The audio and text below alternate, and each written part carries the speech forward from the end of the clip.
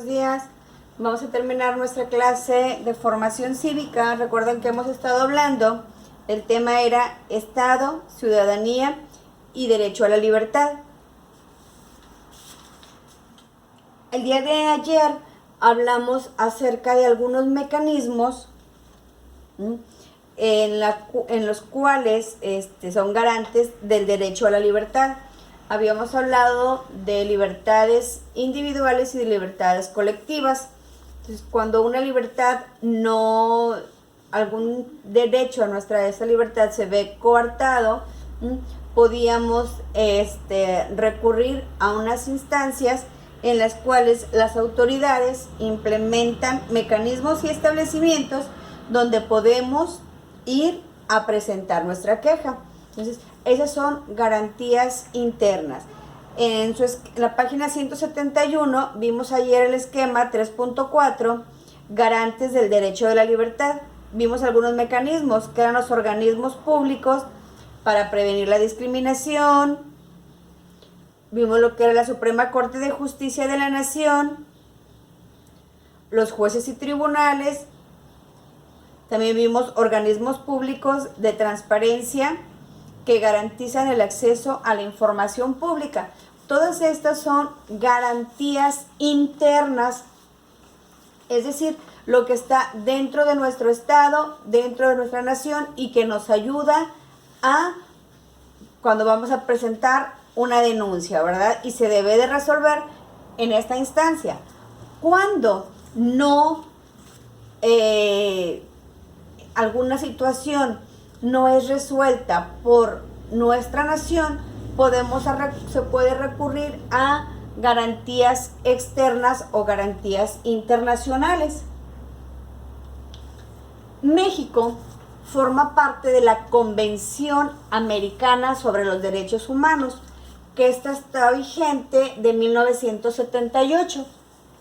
En ella se indica que es un deber de los estados participantes respetar y proteger los derechos y libertades establecidos en dicha Constitución. Es decir, el Estado tiene la obligación de hacer valer nuestros derechos y de respetar y ayudarnos en cualquier situación. Otro tenemos, dice, el Sistema Interamericano de Protección de los Derechos Humanos inició en 1948 y está formado por dos instancias, que es Comisión Interamericana de Derechos Humanos y la Corte Interamericana de Derechos Humanos. También, como garantías externas o situaciones externas e internacionales que nos puedan ayudar a resolver algún caso, dice, el Sistema Interamericano de Protección de los Derechos es un sistema regional. Para ello, los estados firmantes establecen y reconocen sus obligaciones al respecto, pero sobre todo deben protegernos. La Corte Interamericana de los Derechos Humanos ha condenado acciones realizadas por nuestro país, sobre todo relacionadas con el abuso de la fuerza, de seguridad y por negligencia en la procuración de justicia.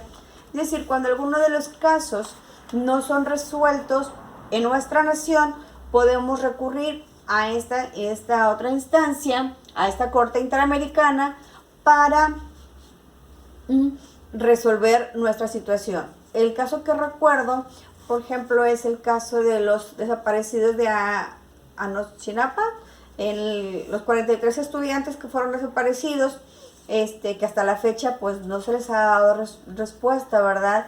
Ha existido diferentes instancias que están investigando dónde fue su desaparición o qué fue lo que pasó. Entonces los padres de familia, al ver que no se solucionaba y que en México no tenían, acudieron a esta Corte Interamericana de los Derechos Humanos. Entonces es una instancia que todos los ciudadanos tenemos derecho a. Dice, en los casos en los que la Corte Interamericana de Derechos Humanos hizo un extrañamiento a México, por esas situaciones se debió a las denuncias ciudadanas. Es decir, la Corte ahí está y los mecanismos ahí están, pero nosotros como ciudadanos tenemos que ejercer nuestro derecho al denunciarlos. ¿Mm? No quedarnos callados, no permitir que esa libertad o que se violen esos derechos que tenemos. Ahora, les voy a mostrar un video en la cual se le hace, en Chile, una locutora le hace una entrevista al representante de la Corte Interamericana de Derechos Humanos. Pongan atención, chicos, les voy a preguntar, hacer algunas preguntas en la clase de Zoom respecto a este tema. Vamos a conversar con Pablo Saavedra, es abogado y es secretario de la Corte Interamericana de Derechos Humanos. Se encuentra en Chile convocado a un panel que organizó la Defensoría Penal Pública. ¿Cómo está, abogado? Muy buenas tardes. Buenas tardes. Usted representa una organización o una instancia que muchas veces o en muchos casos es entendida como una última opción de justicia. Nosotros lo planteamos acá cuando las personas sienten que sus anhelos de justicia no son satisfechos en el ámbito de sus propias naciones, que es donde deberían encontrar allí la respuesta a sus necesidades, entonces se mira hacia la Corte Interamericana de Derechos Humanos. ¿Es esa la función que tiene la Corte? ¿Usted la describiría así? Sí, yo creo que es, primero gracias por la invitación, y precisamente eso es acceso a la justicia interamericana, lo que estamos hablando, lo que hace la Corte Interamericana de Derechos Humanos. Pero no es que llegue todo caso, todos los casos llegan a la Corte Interamericana, no. Primero hay que agotar las instancias internas, y cuando hay violación de derechos humanos internamente y no se ha podido solucionar internamente, ahí recién puede llegar al Sistema Interamericano de Derechos Humanos, que tiene dos organismos, que es la Comisión Interamericana de Derechos Humanos y la Corte Interamericana de Derechos Humanos. En el fondo es una ampliación del acceso a la justicia que han dado los estados para que exista una instancia más para que pueda ver casos que ellos sienten que han sido afectados. Ya, es una instancia más y es una instancia superior. Lo que pasa es que es una instancia a la cual se puede levantar los ojos, digamos, cuando uno ve que ya no hay respuesta al interior de los propios países, pero al mismo tiempo los fallos que se entregan no son obligatorios, no se pueden... son obligatorios en los países, pero... Son obligatorios en los países. Pero lo que se hace es una presión moral, entiendo, por lograr el cumplimiento de los fallos, ¿no? Sí, eso un poco la... En ese sentido no son obligatorios, son... Sí, desde el punto de vista el derecho internacional, la Corte no tiene una fuerza pública que le ayude a cumplir, digamos, un fallo. Pero los fallos son obligatorios y los estados por lo generalmente lo cumplen. A veces, por la naturaleza, las decisiones se demoran en cumplirse, pero los resultados son buenos. Uno mira los casos de la Corte, el cumplimiento, uno hay que mirar más bien el vaso medio lleno que medio vacío. O sea, esta presión moral, que es aquello con lo que cuenta, la Corte funciona, es efectiva. Es efectiva. ¿Qué evolución diría usted han tenido los casos, si es que se puede observar algún tipo de evaluación respecto a cuáles son aquellos ámbitos en los cuales las personas hoy buscan justicia en la Corte? Porque yo pensaba en el caso de Chile, por ejemplo, fue muy vistoso en el país el tema de la condena por la prohibición de exhibir una película, que era La Última Tentación de Cristo, ¿no?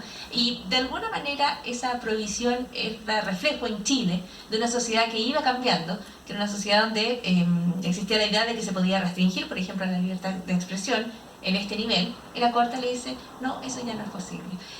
Luego, lo que se observa en la Corte es que llegan muchísimos casos por violaciones de derechos humanos. Hay uno reciente que también tiene que ver con Chile, en un caso de donde no se hace justicia a tiempo en un caso de tortura que está bien documentado, un ciudadano que vive en Inglaterra, y surgen los casos respecto a personas que no ven respetados sus derechos por su condición sexual.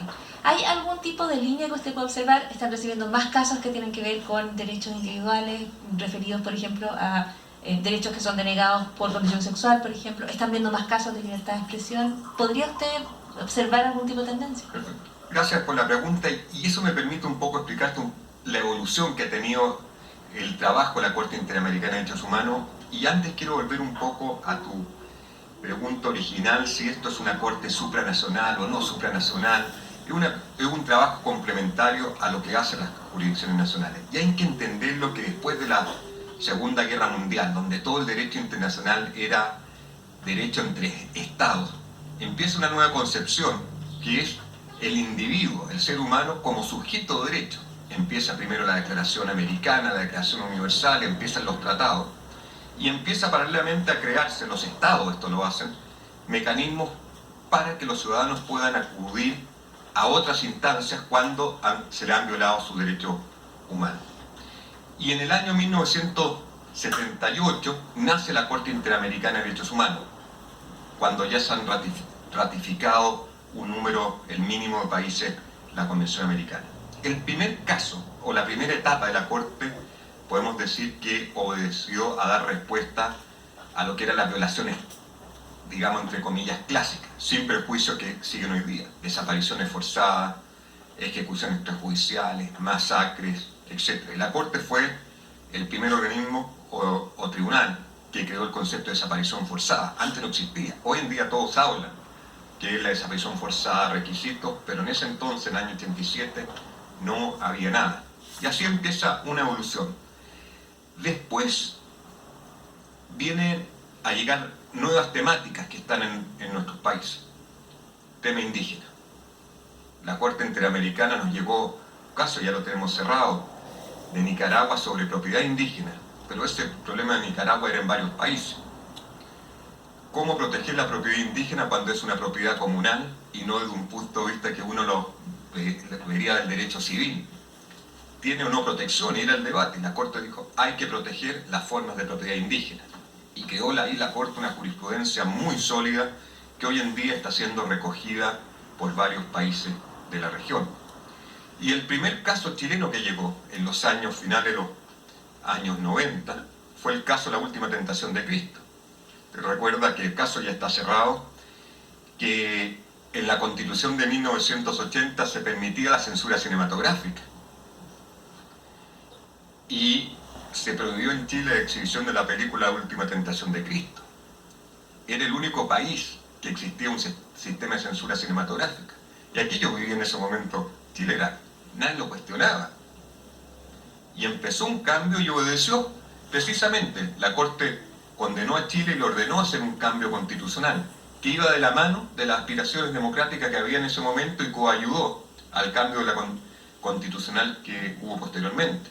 Otro caso chileno, por ejemplo, mostrarte las nuevas temáticas que vienen, el tema acceso a la información pública en cuestiones de interés público. Fue un caso chileno el que permitió a la Corte crear toda la doctrina sobre eso, y fue un caso que posteriormente permitió o coayudó a que se creara la ley de acceso a información pública con consejo de la transparencia, etc. Nos han llegado, por ejemplo, casos recientes que lo hemos sentenciado. Fertilización in vitro. Costa Rica, el país sede de la Corte Interamericana de Derechos Humanos, está prohibida por una decisión de la Sala Constitucional la fertilización in vitro, siendo el único país occidental donde se prohíbe la fertilización in vitro. Entonces la mujer que necesita hacer una fertilización in vitro tiene que viajar a otro país, y que no tiene recursos no tiene derecho a ser madre. Por ejemplo, en Chile estudiamos el derecho comparado, en Chile hoy en día es política pública. Entonces son las nuevas temáticas. Tenemos el caso de diversidad sexual. También son las nuevas temáticas que están llegando a la Corte. Acceso a la justicia, debido proceso, pena de muerte, destitución de jueces. Entonces, hoy en día está, sin perjuicio que siguen casos del pasado, se está respondiendo a las nuevas temáticas que hay en nuestros países, en el continente. ¿Y usted cómo observa desde el punto de vista del derecho, Pablo Saavedra, esta forma en que las personas comienzan a tomar conciencia de nuevos derechos que tienen? Porque estas arbitrariedades en materia de libertad de expresión, lamentablemente detención forzada de personas o restricción de derechos por condición sexual han existido desde siempre. No es que se creen cuando la justicia, o en este caso la Corte, se refiere a ellos, sino que han estado desde siempre. Pero da la impresión de que no empezamos a reclamarlos hasta que se generan ciertas condiciones. En ese sentido, ¿cómo se va realizando esta toma de conciencia respecto a yo tengo derecho a esto, esto es arbitrario, yo puedo pelear por esto? Yo creo que es un fenómeno regional que hay, como tú bien lo dices, una toma de conciencia, cuáles son mis derechos y los tengo que exigir. Y primero se exigen internamente, y ojalá que todo se pueda solucionar internamente en los países, que no llegue nada a la Corte Interamericana. Pero cuando no se puede solucionar, entra, digamos, el sistema interamericano de derechos humanos. Existe esta posibilidad de acudir a esta justicia interamericana para dar una respuesta si existió o no violación. Antes, digamos, en nuestra América, y en el trabajo de la Corte, estábamos más captados por las violaciones clásicas, había que responder a eso, que era la necesidad más urgente, violaciones, tortura, desapariciones, etc. Pero hoy en día, donde hay, si bien todavía hay casos de eso, están las nuevas exigencias de la ciudadanía, y cuando no son satisfechas internamente, se acude al sistema interamericano. ¿Y esas nuevas exigencias, usted cree que tienen que ver con una profundización de la democracia, en América Latina, por ejemplo, o están más bien vinculadas a procesos de globalización? ¿A qué los vincula usted este surgimiento de estas nuevas denuncias? Yo creo que son un poco mayor conciencia y también profundización de la democracia. Si tú ves los casos de la Corte Interamericana de Derechos Humanos, yo puedo decir que han ayudado a profundizar la democracia.